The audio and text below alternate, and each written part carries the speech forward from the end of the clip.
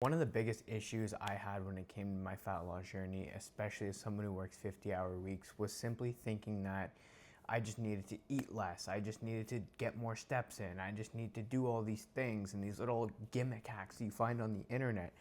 But the reality is, it really comes down to your stress. Okay? If your body is not at a comfortable state, no matter what you do, you won't be able to brute force that fat off. We need to think of it this way, right? Your body needs to be in a comfortable state in order for it to release the fat, to give up the way it burns. When you're constantly stressing yourself out, what you're doing is increasing the hormone cortisol. And when you release that hormone cortisol, what ends up happening is you genuinely just can't lose weight. Your body only knows. It's funny because when it comes to biology, your body only knows the difference between survival and death. So when it's in a calorie deficit, your body thinks it's dying.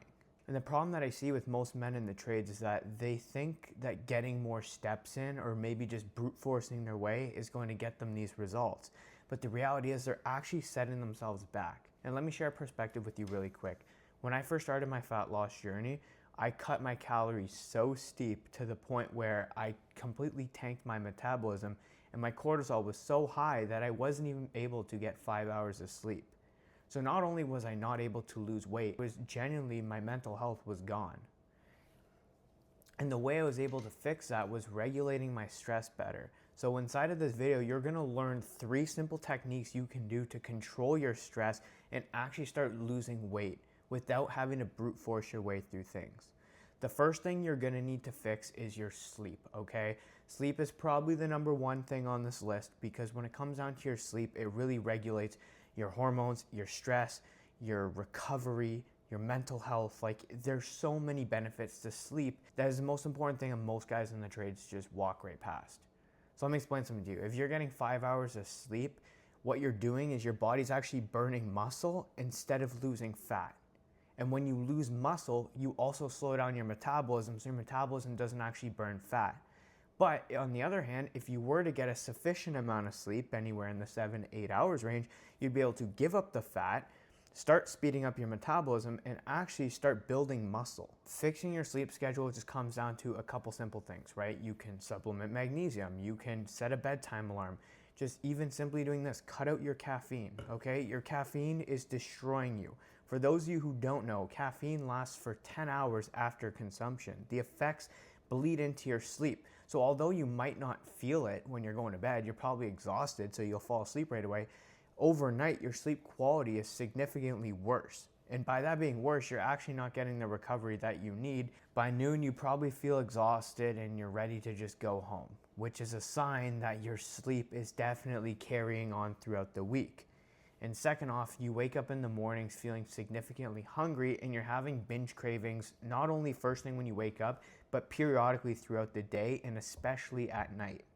What that means is you have increased your cortisol. You've also reduced your sleep to the point where it increases ghrelin, which is your hunger hormone, and that's gonna make you crave those snacks and those binge cravings, which as a result of everything, it's taking a toll on your mental, taking a toll on your physical, and it's just digging up a grave for your fat loss journey. The next thing I want to get into is going to be your gym frequency. If you're going to the gym 5 days a week, cut that off. It is not optimal. You are not a bodybuilder. You are someone who works 60 hours a week and you're running your body into the ground. By going to the gym 5 days a week, you are getting a strength training workout, and I hope that you're not spending over 2 hours in the gym. And you're spending a 9-hour, maybe even 12-hour shift working a physically demanding job, okay? The fix for you is going to be 3 days a week, going in doing upper, lower, and full body. You need 40 to 45 minutes. Just pick one compound to start and then accessories. And all you want to do is just a heavy set and then back off with a hypertrophy set. For those you don't know, it's just like one set of 10 to 12. And why this training method is so important for guys in the trades is because you're increasing your overall volume, but you're building muscle at the same time. And why is it so important for guys in the trades is because we don't have a lot of time. And if we want to optimize our recovery, we also need to optimize our time in the gym. It is about quality over quantity. So the purpose of doing a 45-minute workout is actually going to allow you to get a shit ton of volume in a small time frame and still be able to recover for the next day. And if you're watching this video and you are not in the gym, you work blue collar, I don't know what you're doing, okay? You need to understand that the gym is substantial to not only your quality of life, but to your job and your performance. I cannot name a number of people that I know that have had severe back injuries or bodily injuries, and I can confidently say, knock on wood, that I haven't had one from work, from lifting heavy loads, from doing odd things, standing on a ladder in positions, because I take care of my body. Your body is a temple. You must take care of that at all costs. That is exactly why resistance training, no matter how old you are, is substantial to your life. I'm gonna crack this guy open. And last up is gonna be your morning routine. Okay, I cannot stress this enough. Your morning routine literally sets you up for the whole entire day. So if you are waking up, rolling out of bed, just going to work, you have already lost the day. Now you're giving yourself so many reasons to stop before work to go get a bagel. Maybe at lunch now you have to go get McDonald's. There's nothing worse than not being prepared for a busy day ahead of you, which is the number one reason why people don't see results. The way to fix this is wake up 1 to 2 hours before. Give yourself the morning. You'll wake up, have a shower, read a book, get your morning routine. You'll make your breakfast. These are all things and things that I've implemented over the past 3 years that have changed my life by handling my meal prep on time, by giving myself the time to calm down and soothe my way into the busy day. These things compound over time. It is like an investment. It's called the snowball effect.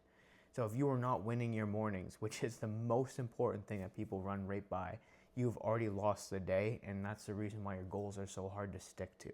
The goal isn't perfection. You don't need perfectionism inside of your life. You need consistency, and you need things that are going to stabilize you in the long term, okay? A lot of us overanalyze things. We think that we have to have this perfect plan built out, when in reality, you haven't even handled the thing that's right in front of you. And the biggest thing that's right in front of you is going to be your stress. And by handling out your stress, you are able to achieve more, have less fatigue inside of the day, and actually start seeing the results you're looking for.